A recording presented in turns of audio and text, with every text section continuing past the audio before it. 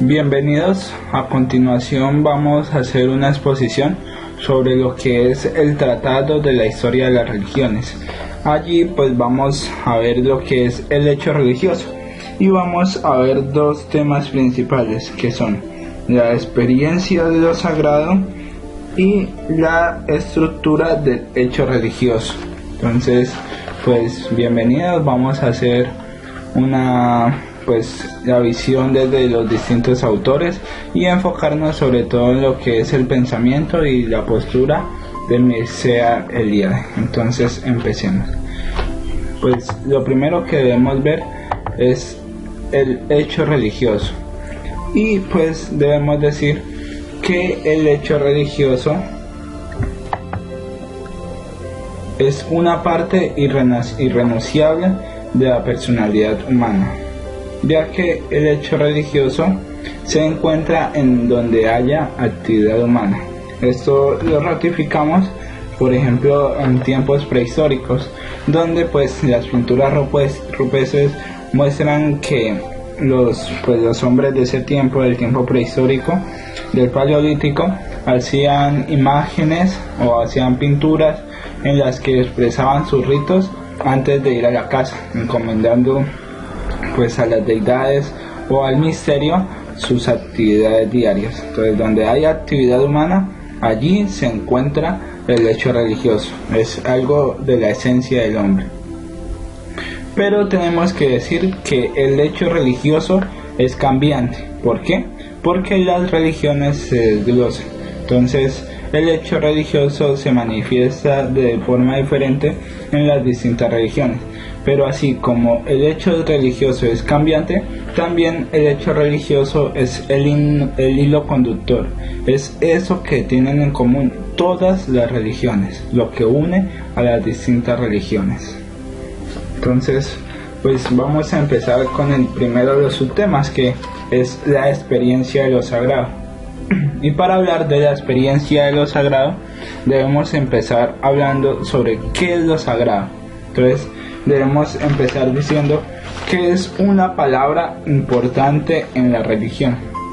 Incluso es más importante que la noción de Dios. ¿Por qué? Porque existen religiones que no tienen deidad, no tienen un Dios. Ese es, por ejemplo, el caso del budismo. Pero todas las religiones tienen la experiencia, tienen el hecho religioso, tienen la experiencia de lo sagrado. Entonces, en el siglo XX aparece un problema importantísimo, que es cómo entender lo sagrado. ¿Cuál es la visión que hay que tener de lo sagrado? Recordemos, es algo importante en la religión y es incluso más importante que Dios. Pero ¿cómo debemos entender ese concepto? Entonces surgen dos respuestas, pero pues se miran sobre todo en tres tendencias, que son la de Durkheim, la de Rudolf Otto y la de Mircea Eliade. Entonces, la primera visión de cómo entender lo sagrado es la de Durkheim, que es un sociólogo francés. Entonces, él dice que lo sagrado es una proyección simbólica de la identidad del clan o del grupo. Lo sagrado no surge fuera del hombre, sino que el hombre proyecta, el grupo social pues que estemos estudiando proyecta pues su experiencia cotidiana y lo convierte en algo sagrado. Entonces pues tenemos que ver que es una visión positivista, una visión, por decirlo así, empirista, en la que reduce la experiencia religiosa a simple sociología. Recordemos, Durkheim es un sociólogo. Entonces él va a decir que la acción colectiva del clan es la que suscita la sensación de lo sagrado. Y pues así, del mismo modo que aparece lo sagrado, entonces aparecen también las prohibiciones y los tabúes de esta misma experiencia. Podemos pues concluir en Durkheim que él simplemente tiene una visión reductivista. ¿Por qué? Porque reduce la experiencia religiosa, reduce el hecho sagrado a simple sociología, a simple proyección, a simple visión de un grupo determinado.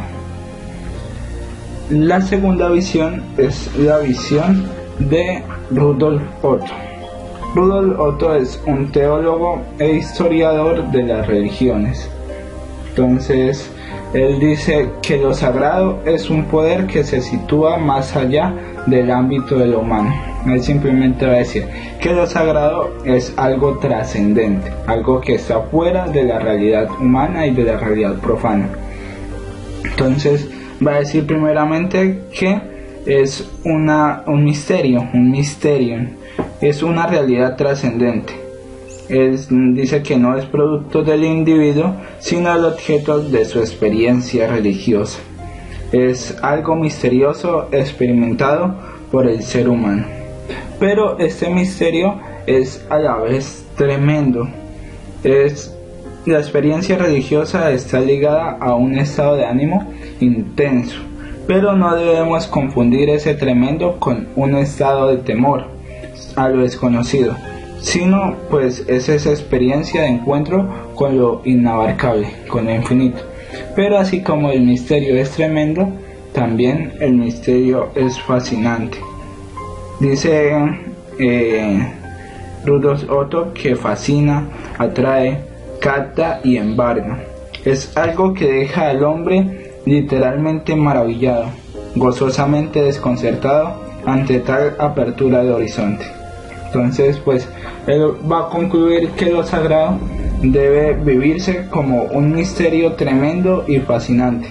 Aporta al hombre una tal confianza en él que descubre cómo su inseguridad, su limitación humana, se ve protegida por el misterio.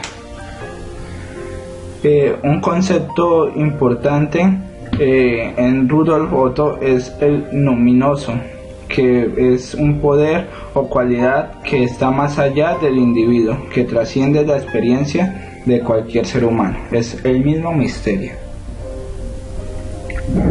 La tercera visión es la de Mircea Eliade. Este hombre es pues un pensador nacido en Rumania y nacionalizado en Estados Unidos.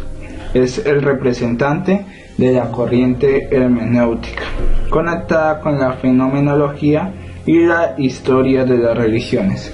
Entonces, pues él va a decir que lo fundamental no son las tipologías, los esquemas, sino entender su significado. Lo importante no es las diversas manifestaciones de los sagrados o las diversas respuestas a los sagrados que son las religiones, eso es tipología, sino entender el significado, entender el misterio que se muestra en esas distintas tipologías, el significado. Y dice que lo sagrado trasciende el mundo. Recordemos que esta es la visión de Rudolf Otto, lo sagrado trasciende al mundo, pero él va a decir algo muy importante. Así como lo sagrado trasciende al mundo, también se revela en el mundo. Y es lo que él va a llamar la hierofanía, la revelación de lo sagrado en el mundo. Pero pues no vamos a enfatizar ahorita en este tema. Las hierofanías las vamos a ver al final, finalizando la presentación, ya que es una parte de la estructura de la religión, o de las características fundamentales de la religión. Él va a decir que la historia de las religiones, las distintas religiones, es una acumulación de hierofanías, que pueden ser de dos clases, elementales y supremas. Estas las vamos a ver más tardecito, las distintas clases de hierofanías. Bueno, entonces eso era la primera parte que nos habla sobre cómo es la experiencia de lo sagrado y sobre todo lo sagrado, cómo debemos entender lo sagrado. Entonces ahora vamos a hablar sobre la estructura del hecho religioso. Entonces pues debemos empezar por una premisa: no existe la religión en sentido abstracto. El concepto de religión no existe, sino que existen las religiones, es decir, las diversas respuestas que el hombre ha dado ante el misterio. No existe el concepto abstracto, pero sí existen las estructuras que vienen siendo las religiones. Y pues así como todas las religiones son únicas porque es una experiencia de un grupo, es personal, también comparten rasgos comunes, y es lo que vamos a llamar estructura de la religión. Y pues estos rasgos comunes los vamos a ver principalmente en 4 grupos. El primero es el ámbito de lo sagrado. El segundo es la actitud religiosa. El tercero es las expresiones de la actitud religiosa. Y por último, las manifestaciones de lo sagrado, que pues habíamos escuchado antes, las hierofanías. Entonces vamos a empezar por la primera, el ámbito de lo sagrado. Entonces debemos decir que existen unos rasgos de lo sagrado. Entonces, una característica de la religión es que siempre existe la distinción entre sagrado y profano. Lo sagrado es completamente lo contrario a lo profano. Y debemos decir que primeramente lo sagrado es superior a lo profano. ¿Por qué? Una característica de las cosas sagradas es que son superiores a las profanas. Tienen más poder y más dignidad. Otra característica es que está a otro nivel. Hay tanta diferencia entre lo sagrado y lo profano que con frecuencia la oposición se convierte en antagonismo, completamente contrarios. Entonces, dentro de estos rasgos de lo sagrado, vamos a ver un término esencial de Mircea Eliade. Él va a inventarlo, por decirlo así, que es la de ruptura de nivel. ¿Y en qué consiste la ruptura de nivel? Se trata pues de establecer una ruptura con la vida ordinaria. ¿Cómo así? Es simplemente el mismo mundo, pero vivido de otra manera. La experiencia religiosa me lleva a vivir el mundo de otra forma, no igual a como vivía antes de tener la experiencia del misterio, del hecho religioso y de la experiencia de lo sagrado. Entonces, Mircea ya dice que existen unos signos de la ruptura de nivel, que pues son 3. El primero es la experiencia de lo sagrado. Es la vivencia del misterio tremendo y fascinante. Es algo que se convierte en apasionante. Pero pues Mircea Eliade destaca algo, que esta vivencia debe convertirse en una vivencia humilde y exultante, a la vez que una experiencia que vitaliza al hombre. Segundo, los ritos de iniciación. Entonces, Mircea Eliade en su libro Lo Sagrado y lo Profano expone que dichas ceremonias iniciativas son una manifestación religiosa prácticamente universal, ya que existen en todas las estructuras religiosas, en todas las religiones, y pues existen principalmente 2 ritos de iniciación, que son los ritos de pubertad, donde pues el joven se pone a vivir, decide vivir la vida con la divinidad, decide dar su opción por vivir el mundo de otra manera. Y también existen los ritos de muerte, que es donde se supone el fin del hombre natural para pasar a una nueva forma de existir, es decir, donde el hombre culmina su ciclo biológico para pasar a tener la experiencia definitiva con lo sagrado. Y el último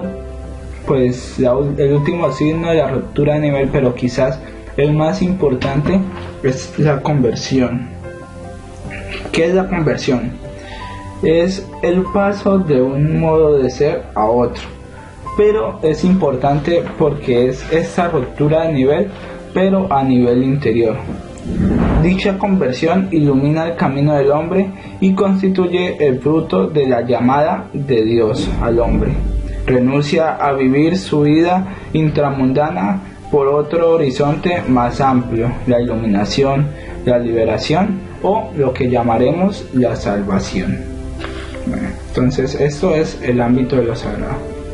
El segundo, la segunda parte de la estructura que comparten todas las religiones es la actitud religiosa. Debemos decir que la actitud religiosa es la respuesta del hombre al misterio. nos dice Mircea Eliade, no basta con que el misterio aparezca en la vida del hombre, sino que exige una respuesta.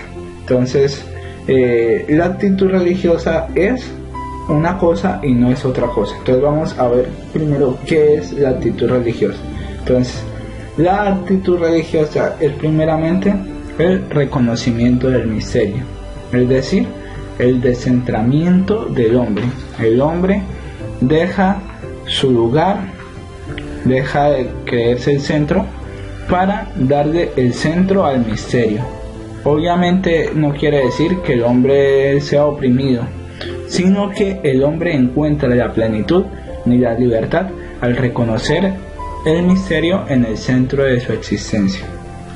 Lo segundo de la actitud religiosa es la búsqueda de la propia salvación, y esto lo encontramos principalmente a la apertura al misterio. Es una puesta en marcha de todas las posibilidades humanas como único medio de vislumbrar el más allá de sí mismo, que se anuncia con la aparición del misterio. Exige superar las limitaciones para poder ir hacia la infinitud. ¿Qué no es la actitud religiosa? Entonces, la actitud religiosa no es una idolatría, que consiste en tomar por absoluto algo de nuestro mundo, darle el lugar de misterio, darle el lugar de deidad a algo que simplemente pertenece a nuestro mundo. Y tampoco la actitud religiosa es magia, que pues son esas técnicas para dominar lo oculto. Algunos dirán, pero es que hay religiones que manejan o utilizan la magia. Pero pues debemos ser claros, cuando una religión cae en la magia, inmediatamente deja de ser una religión. ¿Por qué? Porque esto no pertenece a la actitud religiosa, esto no hace parte de la estructura de las religiones. Bueno, entonces vamos a ver ahora lo que son las expresiones de la actitud religiosa. Entonces son 4. La primera de ellas es el mito. El mito, pues como sabemos, es un relato que se sitúa en un pasado remoto y que tiene como finalidad explicar el porqué y el para qué de lo que existe, sobre todo referido al misterio último. Y pues no hay solo una clase de mito, hay múltiples clases de mitos. Los hay que se refieren a los orígenes de los dioses, lo que conocemos como teogonías, o al origen del universo, cosmogonías. Y pues otros son explicaciones de ciertos aspectos de la creación, por ejemplo los mitos cosmogónicos o los mitos acerca del hombre, que son los mitos antropológicos. Y también pues existen no solo mitos de los orígenes, sino también, por ejemplo, mitos que tratan de explicar el fin del mundo, que son los mitos escatológicos. Entonces, siempre pues en todas las expresiones de esta actitud religiosa, de esa apertura y de ese reconocimiento del misterio, existen lo que son los ritos. Y pues los ritos son esas formas de exteriorizar mediante acciones y gestos la experiencia de lo religioso. Entonces, por ejemplo, en el cristianismo vamos a encontrar como ritos los diversos sacramentos, que pues vienen siendo un camino para el encuentro, para la apertura al misterio.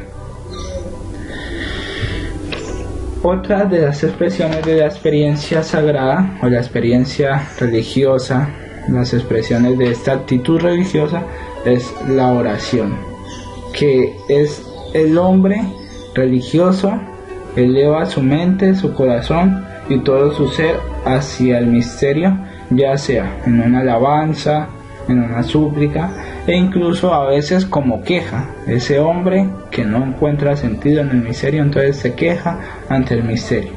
Es en sí, podríamos decirlo, que una de las expresiones más sublimes que puede tener la actitud religiosa, ya que en esta expresión de la oración el hombre refleja la necesidad que tiene del misterio, refleja su dependencia. Y pues tenemos que tener claro, en todas las religiones, absolutamente en todas las religiones, la oración está más próxima al lenguaje del amor que al lenguaje del temor. Y por último, la última expresión de la actitud religiosa son las leyes de purificación. Entonces, en las leyes de purificación tenemos que tener en cuenta lo que es el tabú y la impureza. Entonces, las leyes de purificación son aquellas prohibiciones, aquellos cánones que pues ayudan a definir lo impuro y también ayudan pues a no caer en esa impureza. Es aquello que es definido como impuro, se hacen unas reglas, unas leyes para que el hombre no caiga en ellas.